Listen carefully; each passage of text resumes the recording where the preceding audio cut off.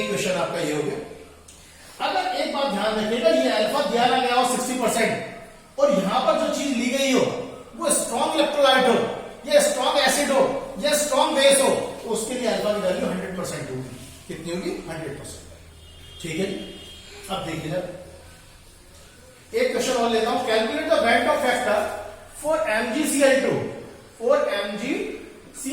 if it is 90% dissociated. If it is 90% dissociated MgCl2 के लिए question change कर दिया। तो देखिए MgCl2 का डिसोसिएशन कैसे होता है। ये रहा MgCl2 डिसोसिएट हो रहा है जी।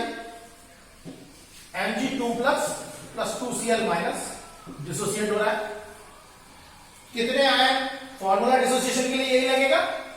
N की वैल्यू कितनी हो जाएगी? 1 आयन और 2 आयन, 3 N की वैल्यू हो जाएगी यहां पर 3, N की वैल्यू 3 हो जाएगी।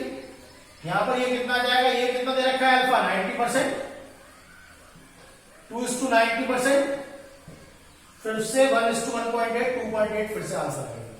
फिर से आंसर आ गया 2.8। ठीक है जी।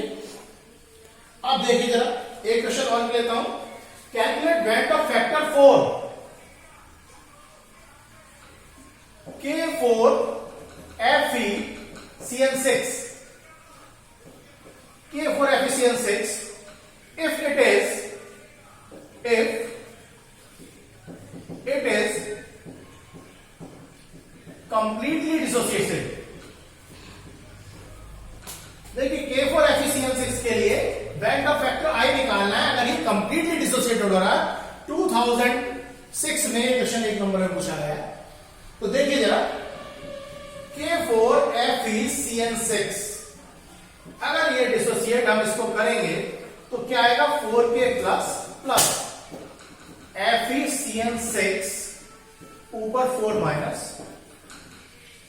डिसोसिएशन के लिए फॉर्मूला लगेगा I = 1 + n - 1 = अल्फा। n कितना है? 4 आयन इसके बन रहे हैं, 1 आयन इसका बन रहा है, तो n की वैल्यू कितनी हो गई यहां पर? 5। कंप्लीटली डिसोसिएटेड, तो अल्फा कितना हो गया? कंप्लीटली डिसोसिएटेड यानी कि 100% डिसोसिएट हो रहा है। 100% का मतलब 100/100, 100/100 हो गया। 5 - 1 कितना आ गया? 4। तो आंसर कितना आ गया इसका बेटा? 5। आंसर आ गया 5। तो ये हमारे पास डिसोसिएशन के केस में आई निकालने के लिए फॉर्मूला। तो ये डिसोसिएशन के केस में आपने आई निकाला। अब मैं आपको एक बात बताता हूं कि ये मैंने डिसोसिएशन एसोसिएशन आपको क्यों पढ़ाया।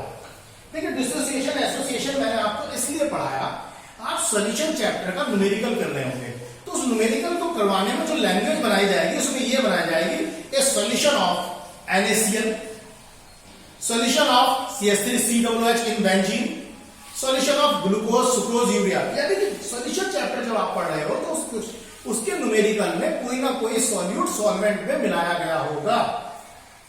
तो अगर सपोज कोई ऐसा सॉल्यूट मिलाया गया है जो ना डिसोसिएट हो रहा है ना एसोसिएट हो रहा है, जैसे ग्लूकोज, सुक्रोज, यूरिया, मैं आपको बताता हूं। देखो आपने यहां पर 1 गिलास पानी लिया, इस पानी में आपने शुगर का पार्टिकल डाला यानी चीनी का दाना डाला, तो आप महसूस करो कि जब चीनी का पार्टिकल आप इसमें एक डालोगे, एक दाना डालोगे, वो इसमें आपने एक डाला और लास्ट तक एक ही रहा, बस उसका साइज छोटा होता जा रहा है। तो ऐसे केस में क्वालिटेटिव प्रॉपर्टी ना तो इंक्रीज होगी ना डिक्रीज होगी। तो इसलिए हमेशा ग्लूकोज, सुक्रोज, यूरिया, जितने भी मॉलिक्यूलर चीजें होंगी, इन सब के लिए आई की वैल्यू कितनी रहेगी? 1। आई की वैल्यू कितनी रहेगी? 1। मगर अगर आपने इसमें NaCl डाल दिया, भाई आपने NaCl डाल दिया यहां पर NaCl और 100% डिसोसिएट हो रहा है NaCl, तो आई की वैल्यू कितनी होगी? 2, क्योंकि NaCl क्या दे रहा है? Na+ और Cl-। तो आई की वैल्यू कितनी होगी यहां पर? 2 होगी। अगर एसोसिएट हो रहा है, जैसे मान लो आपने एसिटिक एसिड को बेंजीन में डाल दिया, तो यहां पर डाइमर हो जाएगा, तो भी आई की वैल्यू निकालनी पड़ेगी। यहां पर आई की वैल्यू आपके पास हो गई 2, तब भी आपको आई की वैल्यू निकालनी पड़ेगी। यानी कि अगर किसी न्यूमेरिकल को करते समय हमें ये चीज ध्यान रखनी पड़ेगी, सॉल्यूट क्या दिया है। तो सॉल्यूट एसोसिएट हो रहा है, डिसोसिएट हो रहा है, तो उसके लिए हमें आई की वैल्यू लगानी पड़ेगी। तो मैं आपको फिर से समझाता हूं कि आपने क्वालिटेटिव प्रॉपर्टीज का न्यूमेरिकल आएंगे करने के लिए बोर्ड में 2 से 3 नंबर का न्यूमेरिकल निश्चित आएगा। कॉलिगेटिव प्रॉपर्टी का न्यूमेरिकल आएगा तो कॉलिगेटिव प्रॉपर्टी के लिए आपने 4 कॉलिगेटिव प्रॉपर्टी पढ़ी है। एक relative lowering in vapour pressure पढ़ी है। Relative lowering in vapour pressure के लिए मैंने इसमें फॉर्मूला लिखवाया है P not A minus PS upon P not A is equal to WV MV WV upon MV WA MA। एक तो ये लिखवाया है P not A minus PS upon P not A is equal to M into MA upon 1000। तो आप क्या करेंगे, इन सारे फॉर्मूलों में I लगा लेंगे। यहां पर I सॉरी कॉलिगेटिव जो मैंने अभी तक नहीं लगाया था, मैंने अभी तक इसलिए नहीं लगाया था क्योंकि मैंने आपको ये नहीं बताया था अगर आपके न्यूमेरिकल में सॉल्यूट ग्लूकोज सुक्रोज यूरिया ऐसा लिया हुआ है जो ना डिसोसिएट हो रहा ना एसोसिएट हो रहा तो I की वैल्यू बने। मगर आपका कोई ऐसा हो रहा है डिसोसिएट हो रहा है, डिसोसिएट हो रहा है तो I की वैल्यू निकाल के लगानी पड़ेगी। एसोसिएट हो रहा है तो I की वैल्यू निकाल के लगानी पड़ेगी। आपने दूसरी कॉलिगेटिव प्रॉपर्टी पढ़ी है elevation in boiling point. Elevation in boiling point में आपने फॉर्मूला पढ़ा है delta TB is equal to KB into molarity. आप क्या करेंगे जब इसका न्यूमेरिकल कर रहे होंगे तो यहां I लगा लेंगे। आप यहां पर I अगर ग्लूकोज सॉल्यूट लिया हुआ है सुक्रोज यूरिया तो I की वैल्यू 1, डिसोसिएट एसोसिएट में लगानी पड़ेगी वैल्यू निकाल के आपको। Depression in freezing point, depression in freezing point का फॉर्मूला है delta TF is equal to KF into M। आप यहां पर I लगा लेंगे तो न्यूमेरिकल करेंगे क्योंकि आपको देखना पड़ेगा सॉल्यूट कैसा है। एक है आपके पास ऑस्मोटिक प्रेशर। ऑस्मोटिक प्रेशर में आपके पास फॉर्मूला है pi is equal to CRT। यहां I लगा लेंगे या फिर पाई भी इज इक्वल टू NRT तो I लगा लेंगे यहां पर, या फिर पाई भी is equal to I WB upon MB RT। तो ये I आपके क्वालिटेटिव प्रॉपर्टीज के हर न्यूमेरिकल के फॉर्मूले में लगेगा।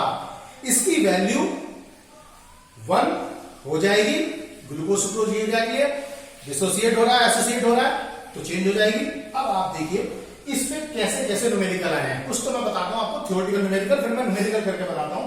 पहले मैं आपको बता रहा हूं थ्योरेटिकल क्वेश्चंस। देखिए थ्योरेटिकल क्वेश्चंस कैसा है,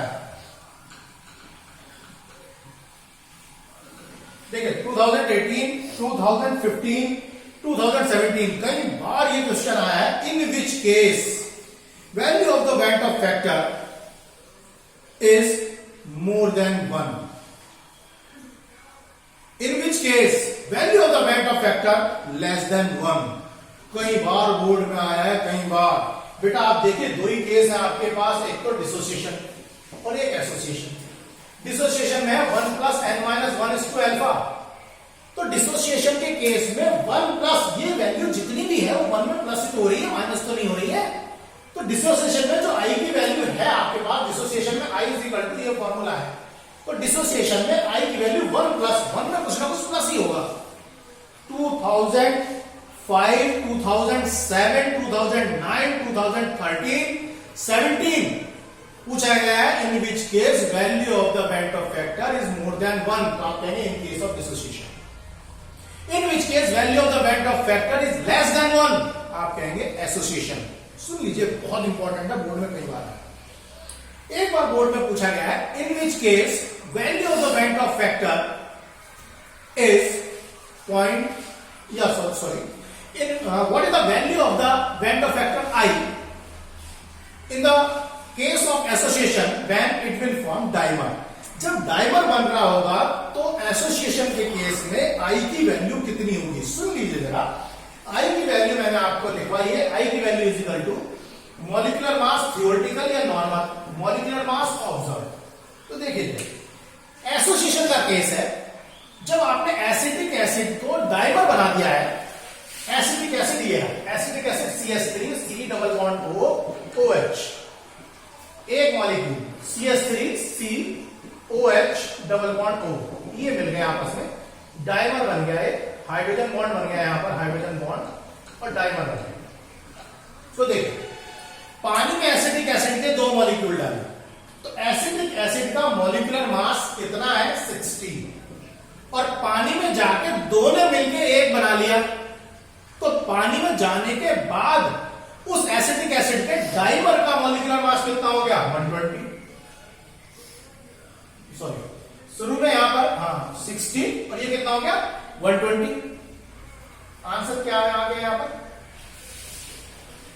0.5 कितना आ गया 0.5। तो इन case of association when dimer is form value of the vector factor I is 0.5। एक बार बोर्ड में क्वेश्चन पूछा गया है, बल्कि 2 बार पूछा गया है। In which case value of the vector factor is 0.5 in case of association when dimer is form. ये इसका आंसर है, in case of association when dimer is form. Very important, ये एसोसिएशन डिसोसिएशन के केस में question board में पूछे गए हैं जो मैं बता रहा हूं। अब मैं आपको ये बताऊंगा यहां पर कि ये एसोसिएशन डिसोसिएशन को अप्लाई कैसे करना है। अगर न्यूमेरिकल आ जाएगा तो मैं न्यूमेरिकल लिख रहा हूं यहां, देखिए जरा, मैं आपको एक न्यूमेरिकल लिखूंगा और आप उसको न्यूमेरिकल को समझिए जरा ध्यान से। मैं यहां पर न्यूमेरिकल लिख रहा हूं, calculate osmotic pressure of 58.5% NaCl solution if it is 90%, if it is 90% dissociated। देखिए आपको न्यूमेरिकल करने का तरीका, उसने कहा कैलकुलेट ऑस्मोटिक प्रेशर। आप समझ गए कि एक जो कॉलिगेटिव प्रॉपर्टी